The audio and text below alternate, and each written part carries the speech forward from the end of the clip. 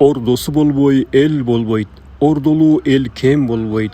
Ордосу жок, журту жок, ортосунда ыркы жок, эл дегенге тең болбойт.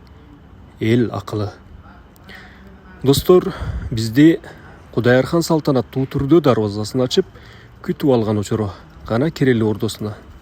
Ордого кирерден мурда башкы дарбазанын үстүндөгү араб жазуусу менен жазылган жазмага көңүлүңүздөрдү бурсам, бул жакта Курандын Гофир сүрөсүнүн 16-аятындагы аят жазылган экен. Тагыраагы лиман ал-маликул яум лиллахил вахидил кохар деген аят жазылган экен. Тагыраагы мааниси бүгүн бийлик ээси ким? Албетте кудурети күчтүү жалгыз Аллах деп жазып, анын катарында улуу Сейит Мухаммад Кудайырхан деп жазылган экен. Бул албетте бул жазманын дагы өзүнүн максаты, балким бир эскертмеси да бар. Кудайырхан канчалык каардуу, канчалык күчтүү хан болбосун, Кудайырхандын үстүнөн бийлик жүргүзгөн, Кудайырхандын хандыгына хандык кылган жалгыз Кудай бар деген бир эскертме иретинде ушинтип жазылган болуш керек деп ойлоп калдым. Ал эми Ордо 1781 жылы курулуп бүткөрүлгөн. Ордо абдан катаал тартипте курулгандыгы айтылат. Курулушка жалкоолук кылып же кандайдыр бир катачылык кылгандарды хан аеосуз жазалаган деп айтып жүрүшөт. Башкы дарбазадан киргенде эле бул жерде ошол Ордону кайтарган сакчылар турган. Ал эми бүгүнкү күндө Ордого кирүү үчүн атайын билет алынчу касса бөлүмү жайгашкан.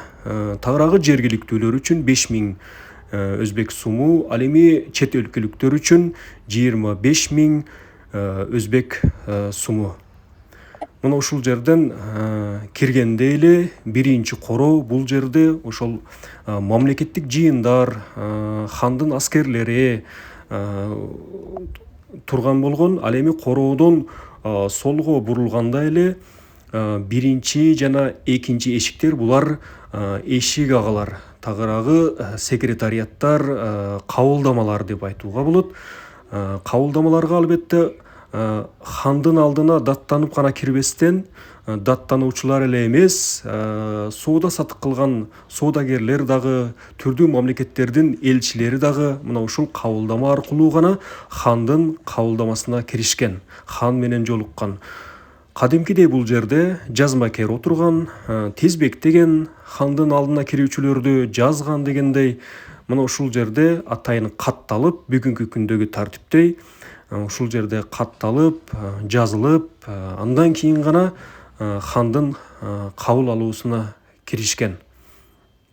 Ал эми өзүңүздөр көрүп тургандай, бул жерде шыптагы оймо чиймелер, ошол Кокон хандыгы доорундагы оймо чиймелер бүгүнкү күнгө чейин сакталуу болгону, буларга атайын лактан берип, өңдөрүн гана чыгарып реставрация кылынган.